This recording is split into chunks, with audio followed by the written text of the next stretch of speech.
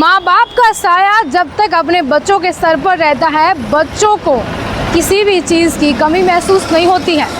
लेकिन इस कलयुग के ज़माने में माँ बाप का साया बच्चों के सर पर रहता है या पता नहीं, लेकिन हाथ से वार करना तो एक नॉर्मल बात हो गई है।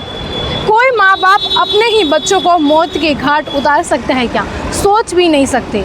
लेकिन इसी ज़माने में और इसी धरती पर ऐसी घटना हुई है जहां पर पति पत्नी ने मिलकर के अपने 3 बच्चों को एक पल के अंदर ही मौत के घाट उतार दिया।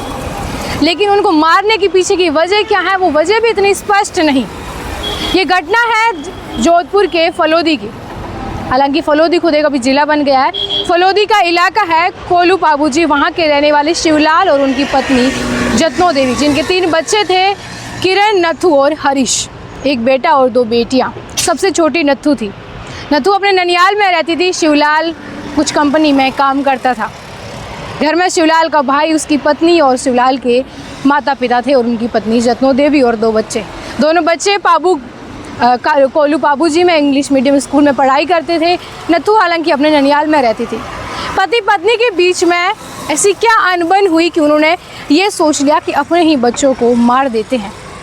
यानी कि पूरे परिवार को ख़त्म करने की एक साजिश रची थी शिवलाल ने, जिसमें पहले अपने बच्चों को मारना और फिर खुद को, लेकिन खुद किसी ना किसी तरह बच जाते हैं।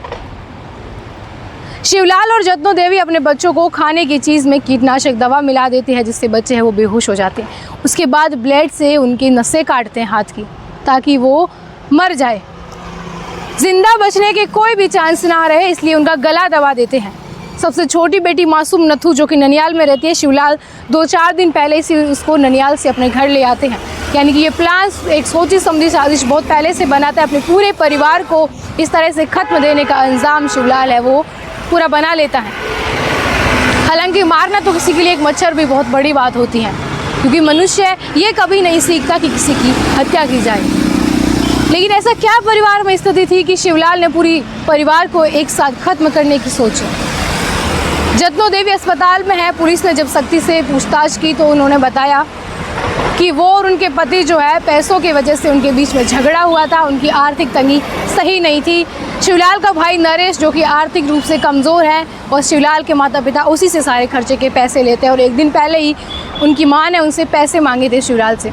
ऐसे में पति पत्नी के बीच इसको लेकर के झगड़ा हुआ और खुद को हमेशा के लिए ख़त्म करने की पूरे परिवार को उन्होंने सोच लिया। एक टिन शेड के मकान में वो अपने माता पिता से अलग रह रहे थे और ऐसे में रात के समय बच्चों को कीटनाशक पिलाया, फिर खुद को जब तीनों बच्चों को मार दिया तो खुद को मारने की कोशिश की। ब्लेड से खुद के शरीर को काटा, लेकिन किसी न किसी तरह बच गई।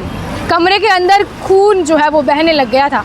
सुबह जब स्कूल की वैन आती है, बच्चे स्कूल नहीं जाते हैं, तो शिवलाल के भाई की पत्नी वहाँ पर आती है, गुड्डी, और वो देखती हैं कि घर में खून बिखरा हुआ पड़ा है। और जो हालात मंजर वो देखती है तो वो खुद सहम जाती है। पुलिस को सूचना दी जाती है, डॉक्टर्स को बुलाया जाता है, आसपास परिवार आते हैं, पड़ोसी आते हैं, देखते हैं तो हर कोई हैरान था कि आखिर इन 3 बच्चों के मर्डर करने वाले ये माँ बाप खुद को भी मारने की कोशिश की, लेकिन खुद तो जिंदा बच गए। लेकिन ये क्यों किया?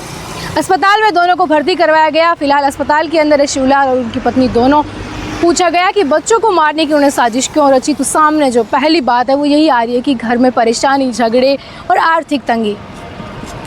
हो सकता है मानसिक तौर पर व्यक्ति जब सब कुछ ऐसा चलता है तो क्या यही रहता है अंतिम पड़ाव कि खुद की ज़िंदगी को ख़त्म कर दिया जाए या पूरे परिवार को ही ख़त्म कर दिया जाए। शिवलाल के पिता दीनानाथ रोते हुए कहते हैं कि मेरे पोते को इस तरह से मार दिया।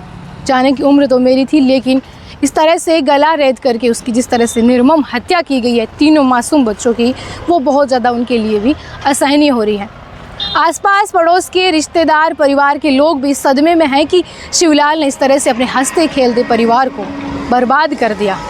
यानी कि 3 बच्चों का कत्ल करके खुद तो जिंदा बच गए पति पत्नी। क्या वो खुद से भी अभी एडमिट कर पाएंगे कि उनके बच्चों के कातिल हैं वो लोग? फिलहाल पुलिस इस पूरे मामले की जांच करी इस तरह से कि आर्थिक तंगी, झगड़े, परेशानी के यही थी वजह क्या मर्डर करने की, या फिर शिवलाल ने ऐसा क्या सोचा था। क्योंकि उत्तराखंड की एक कंपनी में जहाँ वो काम करता था वहाँ से कॉल भी आ रहे थे काम के लिए, लेकिन शिवलाल वहाँ नहीं जा रहा था, उनसे बात नहीं कर रहा था। रात को वो अपने पापा से मिला था। उसने उनके कमरे में अपना फ़ोन भी चार्जर पर लगाया, लेकिन उसको देखकर उनके पिताजी को ये लगा नहीं कि ऐसा कुछ करतूत जो है इन्होंने की है। ये घटना 14 अप्रैल की है और इसने पूरे प्रदेश में ये सोचने पर मजबूर कर दिया है कि कोई कैसे ऐसी घटनाओं को अंजाम है वो दे सकता है।